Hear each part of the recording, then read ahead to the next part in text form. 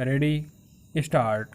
Supreme court ने 40-40 मंजिला 2 इमारतों को गिराने के मामले में सुपरटेक को कोई राहत नहीं देकर अपने कड़े रुख को साफ कर दिया है। सर्वोच्च अदालत ने 30 नवंबर तक इन दोनों इमारतों को गिराने का आदेश दे रखा है। नोएडा प्राधिकरण इसकी तैयारी भी कर रहा है, लेकिन भवन निर्माता ने एक बार फिर अदालत का दरवाज़ा खटखटाया और इमारतों को गिराने के आदेश में संशोधन कर राहत मांगी, पर अदालत ने उसकी याचिका खारिज कर दी। इससे यह साफ हो गया कि भवन निर्माताओं की मनमानी पर लगाम लगाने के लिए सुप्रीम कोर्ट सख्त फैसले लेने और उन्हें लागू करने में कोई रियायत नहीं बरतने वाला। उसकी नज़र में उपभोक्ताओं का हित सर्वोपरि है। अब यह तो साफ है कि सुपरटेक ने जो अवैध निर्माण किया है वह सुप्रीम कोर्ट की ओर से तय की गई अवधि के भीतर गिरा दिया जाएगा। अदालत का ऐसी सख्ती उन दूसरे भवन निर्माताओं के लिए भी बड़ा सबक है जो प्राधिकरणों की मेहरबानी से नियम कानूनों को ताक पर रखकर गैरकानूनी तरीके से इमारतें खड़ी करते रहे हैं और उपभोक्ताओं के साथ छल करते आए हैं। नोएडा, ग्रेटर नोएडा सहित राष्ट्रीय राजधानी क्षेत्र में बड़ी संख्या में भवन निर्माण परियोजनाएं चल रही हैं, लेकिन आज भी लाखों उपभोक्ताओं को घरों का कब्जा नहीं मिला है। ऐसी परियोजनाओं की तादाद भी काफ़ी है जो अधूरी पड़ी हैं। मामला इसलिए भी गंभीर है कि नामी गिरामी भवन निर्माता भी संबंधित प्राधिकरण की मदद से भवन निर्माण के निर्धारित मानकों का उल्लंघन करते हुए ढांचे खड़े करते रहे हैं।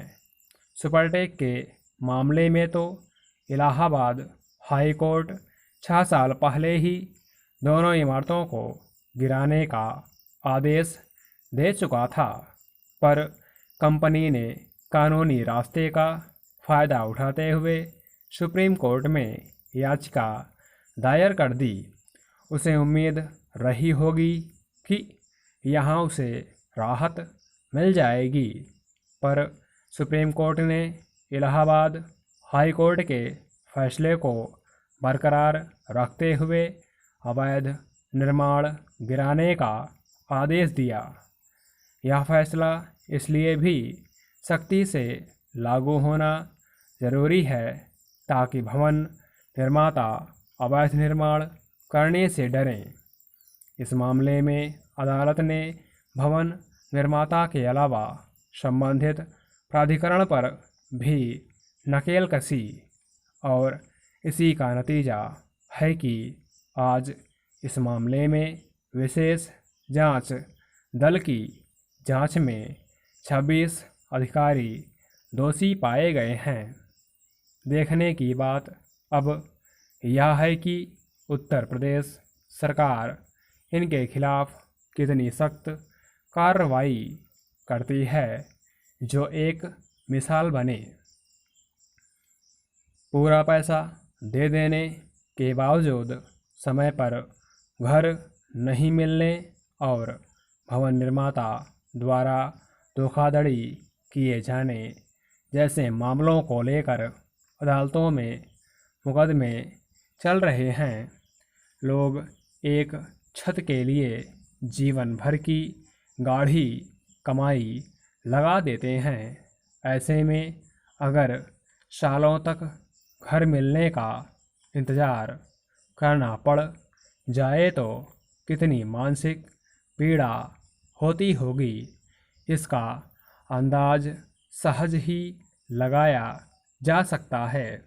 अगर प्राधिकरण जिम्मेदार निकाय की तरह काम करें तो शायद उपभोक्ताओं को इतना परेशान न होना पड़े और भवन निर्माताओं में भी खौफ रहे।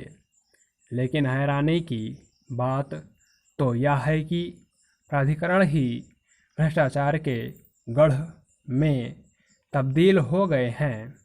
उपभोक्ताओं के हितों के ध्यान में रखते हुए अब सर्वोच्च अदालत ने भवन निर्माता और खरीदार के बीच एक पुख्ता अनुबंध पत्र बनाने पर भी जोर दिया है। इससे भी उपभोक्ताओं को धोखाधड़ी से बचाया जा सकेगा। ज़रूरत इस बात की है कि सरकारी तंत्र सतर्क होकर काम करे ताकि भ्रष्ट अधिकारियों और भवन निर्माताओं के गठजोड़ पर लगाम लगे। तभी उपभोक्ताओं के हितों की भी सुरक्षा हो पाएगी। स्टॉप।